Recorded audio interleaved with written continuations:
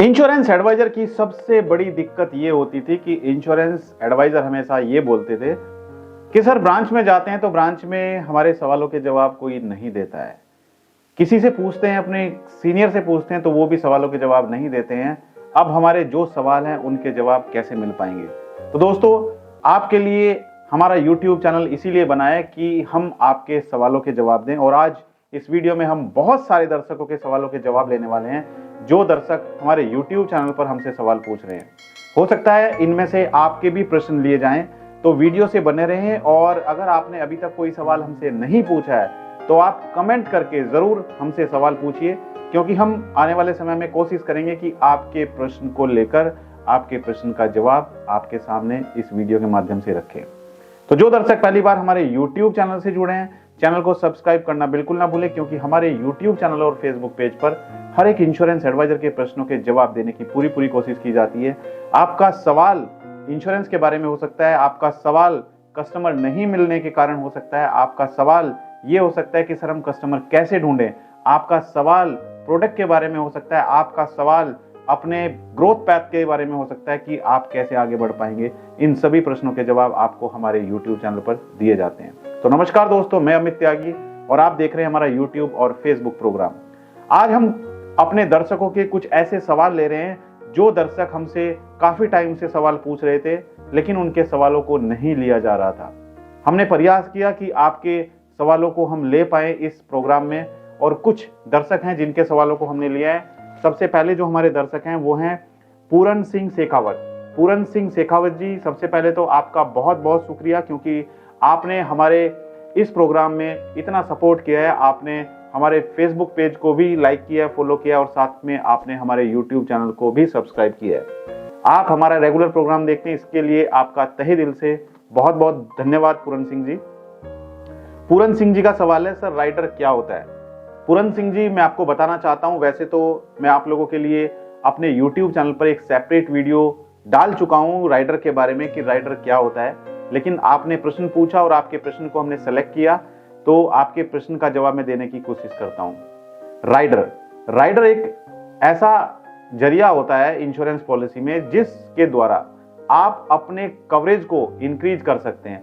आप इसमें कुछ एडिशनल प्रीमियम पे करके कुछ एक्स्ट्रा बेनिफिट आप ले सकते हैं, जिसमें अलग तरह तरह के राइडर्स होते हैं। वो डिपेंड करता है कि आप कौन सी पॉलिसी में राइडर की बात कर रहे हैं, क्योंकि हर पॉलिसी में अलग अलग राइडर होते हैं। जैसे एक बहुत ही बढ़िया राइडर है, इफेक्टिव राइडर है ADDB राइडर, यानी कि accidental death and disability benefit rider. ये राइडर आपको अपने कस्टमर को जरूर बताना चाहिए। इसके साथ साथ PWB राइडर, यानी कि प्रीमियम वेवर बेनिफिट राइडर, ये राइडर भी आपको अपने कस्टमर को जरूर बताना चाहिए। इसके साथ साथ क्रिटिकल इलनेस राइडर, यानी कि बहुत सारी ऐसी गंभीर बीमारियां होती हैं, जब वो गंभीर बीमारियां किसी व्यक्ति को अपने नियंत्रण में ले लेती हैं, उस व्यक्ति को वो बीमारी उसके अंदर आ जाती है, तो ऐसी स्थिति में उसको जरूरत होती है इलाज की। और इलाज, जो क्रिटिकल इलनेस बीमारियां होती हैं, उनका इलाज बहुत महंगा होता है।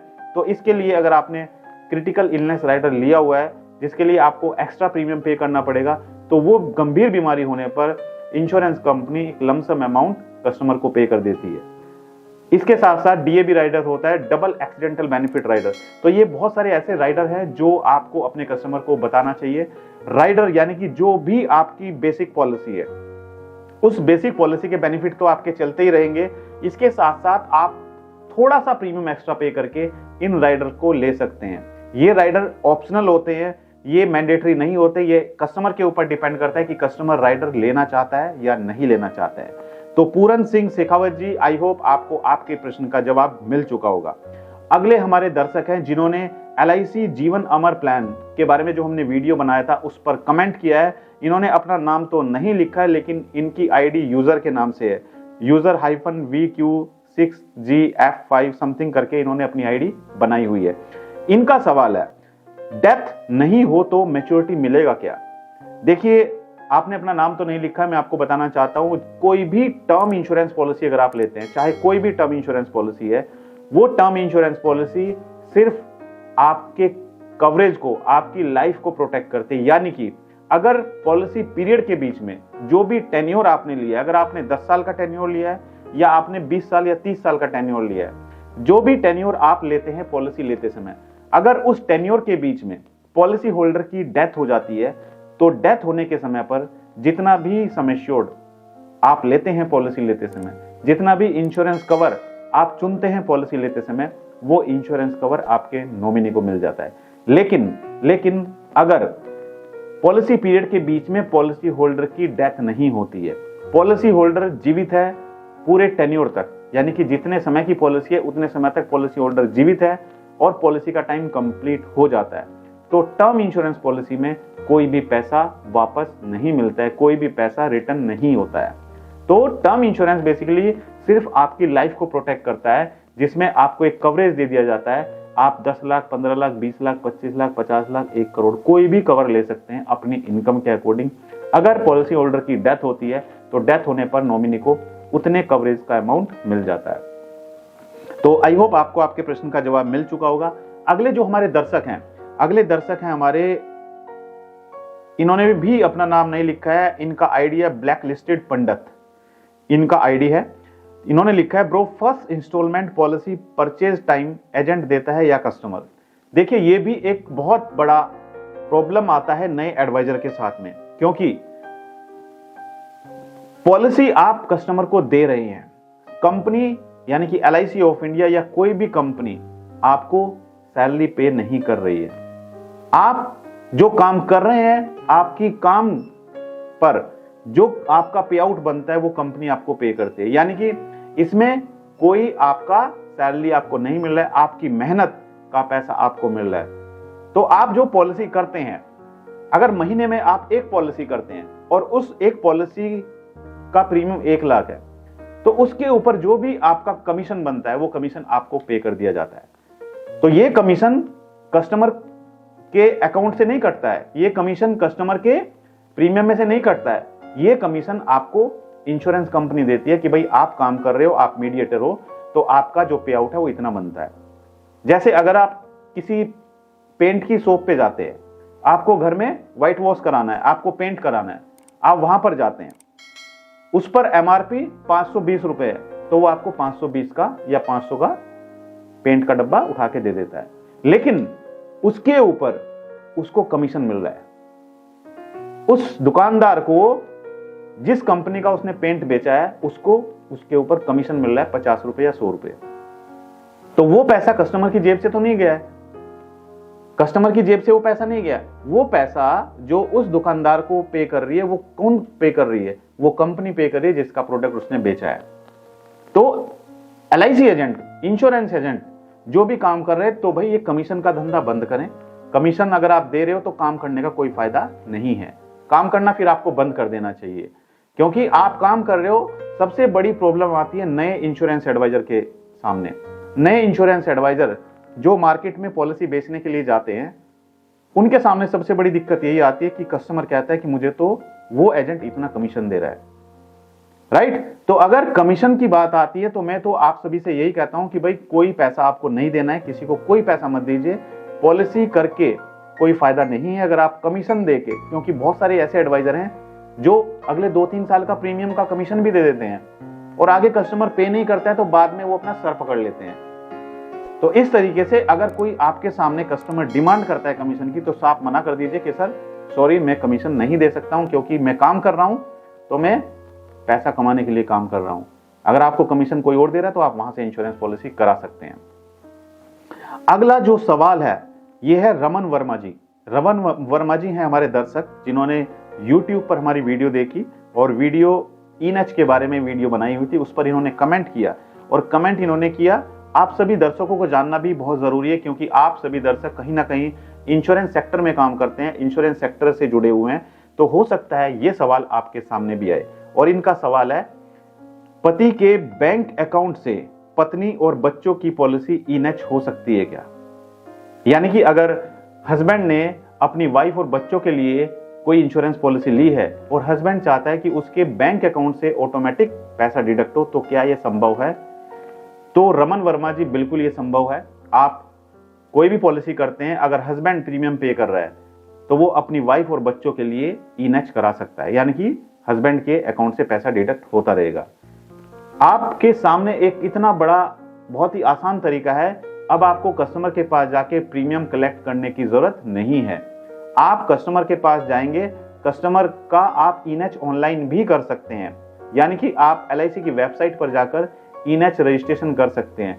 कस्टमर को अगर अपना बैंक अकाउंट चेंज कराना है, मान के चलते हैं आज कस्टमर का HDFC बैंक है, कस्टमर ने कल दूसरी कंपनी ज्वाइन की और वहां पर उसका सैलरी अकाउंट ICICI बैंक हो चुका है और कस्टमर चाहता है कि उसका जो ई-नेच है वो दूसरे बैंक से हो जाए, यानी कि HDFC से ICICI बैंक में हो जाए, तो कस्टमर के पास आपको जाने की जरूरत नहीं है। कस्टमर ऑनलाइन LIC वेबसाइट पर जाकर ई-नेच रजिस्ट्रेशन कर सकता है, उसको अपडेट कर सकता है। तो ये भी आपको पता होना बहुत जरूरी है। अगला सवाल है, हमारे दर्शक हैं मनील सिंह जी। मनील सिंह जी, आपका सवाल है, सर आप आज का सबसे बेस्ट LIC पॉलिसी बताएं जो सब LIC प्लान से बेस्ट है। प्लीज मैं LIC लेना चाहता हूं, डिसाइड नहीं कर पा रहा हूं। तो मनील सिंह जी, सबसे पहले तो मैं आपको बधाई देना चाहता हूं कि आप हमारे YouTube चैनल पर जुड़े और आपने हमारे YouTube चैनल को सब्सक्राइब किया। और साथ साथ मैं आपको ये भी बताना चाहता हूं कि LIC की कोई भी पॉलिसी आप लेते हैं, सभी पॉलिसी बेस्ट हैं। हर एक पॉलिसी अपनी अपनी जगह बेस्ट हैं।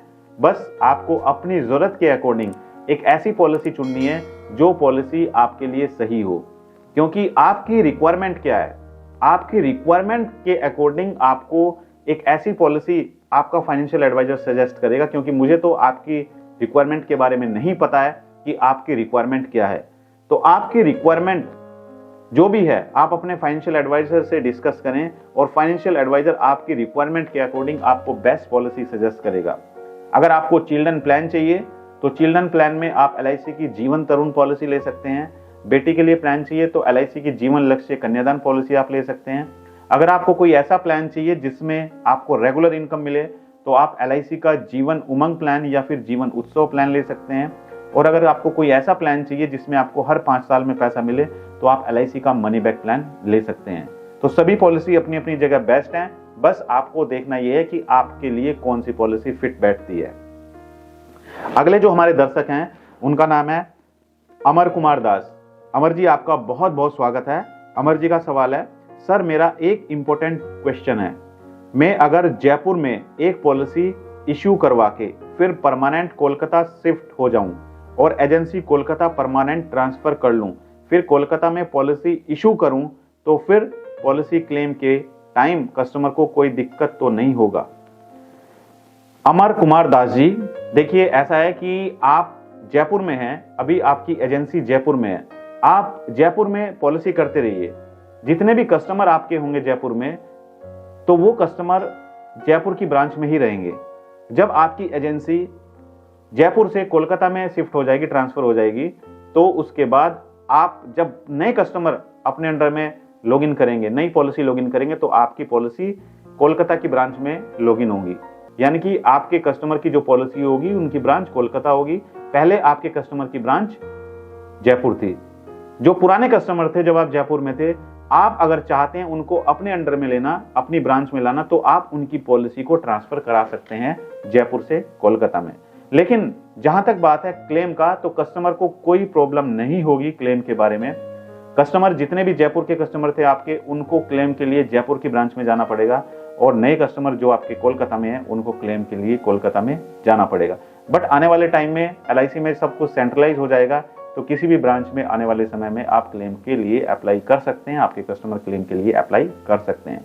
तो आई होप आपको आज इन प्रश्नों का सवालों के जवाब मिले होंगे, क्योंकि हमारा उद्देश्य यही था कि बहुत सारे दर्शक कहते थे कि सर हमारे सवाल का क्या होगा, हमारे सवालों के जवाब कौन देगा, ब्रांच में हमें कोई सपोर्ट नहीं मिल रहा है, हमें कुछ ऐसे सवालों के जवाब चाहिए जो सवालों के जवाब कोई नहीं दे पा रहा है। तो हम आपके लिए बैठे हैं और हमारा तत्पर प्रयास यही रहता है कि हम सभी इंश्योरेंस एडवाइजर के प्रश्नों का जवाब दें, चाहे वो हमारा लाइव शो हो, चाहे आप वीडियो में कमेंट करें।